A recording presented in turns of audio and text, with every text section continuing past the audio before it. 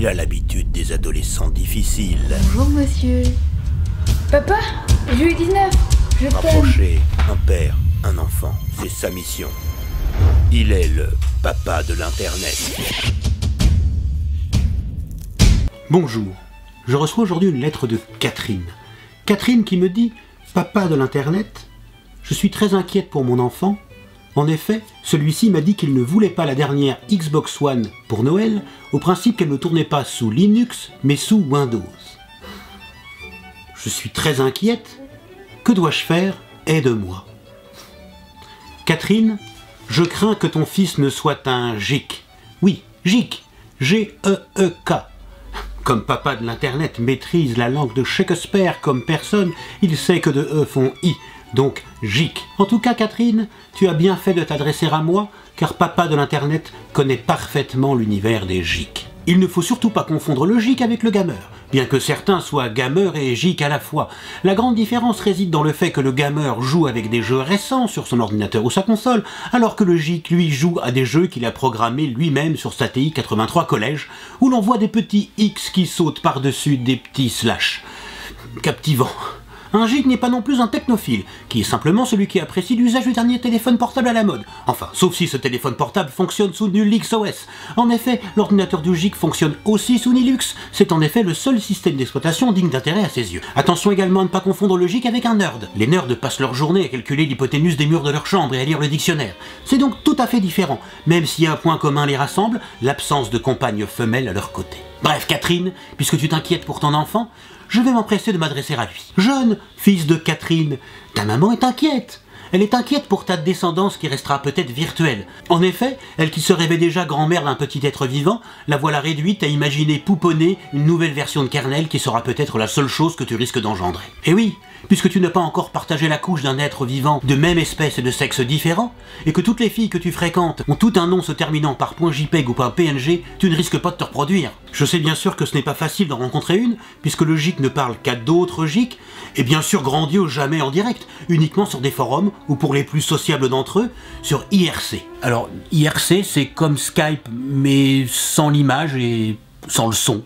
Pour autant, sortir avec une fille n'est pas plus compliqué que d'installer Xenul sur ton ordinateur. Et pour que tu puisses y parvenir et rendre enfin ta maman heureuse, je me dois de te préparer psychologiquement. Premièrement, il va falloir que tu surveilles ton langage.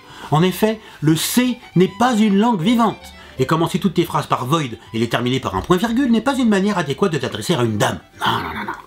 Ensuite, cesse de commencer à compter à partir de 0. Et puis, il n'y a pas 1024 mètres dans un kilomètre. C'est quoi cette histoire-là? Enfin... Alors, fort de ces conseils, où rencontrer cette demoiselle? Alors si tu t'aventures sur un serveur TeamSpeak ou Mumble, tu pourrais rencontrer une jeune geekette perdue qui pourrait bien faire ton affaire sous le pseudo d'Elfed29. Méfie-toi, derrière ce pseudo pourrait se cacher un autre geek mâle qui, comme toi, est à la recherche de l'âme sœur. Après avoir pu vérifier l'extension d'Elfed29, il va falloir désormais arriver à la séduire. Alors pour cela, il va falloir que tu sortes. Oui, dehors. Oui, avec elle. Tu pourrais par exemple l'emmener au restaurant. Alors une chose importante à savoir, à l'inverse du geek qui se nourrit uniquement de pizzas surgelées et réchauffées au micro-ondes, la geekette mange des légumes verts. Oui, verts. Dièse 0CD146 pour que tu imagines un petit peu ce qu'est le vert comme couleur. Ça va mieux là? Ok. Et non, les frites ne sont pas des légumes verts. Même si tu les as laissées moisir sur le coin de ton bureau pendant 6 mois, et qu'elles sont vertes, non, c'est toujours pas des légumes verts. Non, non. Pendant le repas, évite de lui présenter le viril paladin que tu incarnes dans WoW comme ton meilleur ami, ou de lui faire partager ton désespoir que la quête de l'anneau ait été supprimée du programme d'histoire de la première ES. Dans le cas où elle n'a pas fui après le restaurant, tu peux toujours lui proposer de poursuivre cette soirée au cinéma. Ah, tu ne sais pas ce qu'est le cinéma? Eh bien, c'est une grande salle dans laquelle se trouve une sorte de moniteur sur lequel on stream un film sans avoir besoin de le télécharger. De la magie. Si après le cinéma, l'aventure, elle t'invitait chez elle, alors en passant la porte, c'est sur elle que tu dois te jeter, pas sur son ordinateur. Je sais que tu es en manque, mais retiens-toi. Récite quelques adresses IP pour te calmer, et entreprends les choses sérieuses qui vont consister à t'interfacer avec elle afin de copier-coller une partie de ton ADN dans son port USB. Alors fais attention de ne pas attraper un virus, hein. Protège-toi. Non, pas avec un firewall. Avec ça, c'est beaucoup plus efficace. Voilà, Jeune fils de Catherine, papa de l'Internet s'est adressé à toi, et ces quelques conseils, j'espère, te permettront à la fois de rendre le sourire à ta maman et de découvrir quelques plaisirs jusqu'alors inconnus. Catherine, papa de l'Internet s'est adressé à ton enfant, et je pense que tu peux, dès maintenant, en bonne belle-mère, commencer à critiquer ta future belle-fille qui ne mérite absolument pas ton fils. La semaine prochaine, je répondrai à la question de Françoise. Françoise qui me dit « Papa de l'Internet, mon enfant me dit sans arrêt qu'il a le seum. Est-ce une maladie? Si oui, vers quelle spécialité médicale dois-je l'orienter ?» Françoise, cette question mérite qu'on s'y attarde. Je te répondrai dans la prochaine émission. Au revoir.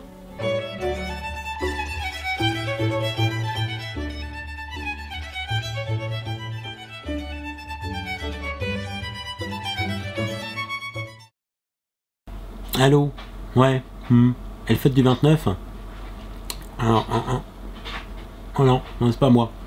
Non, t'as dû te tromper de numéro de téléphone. Moi je m'appelle Fred, moi.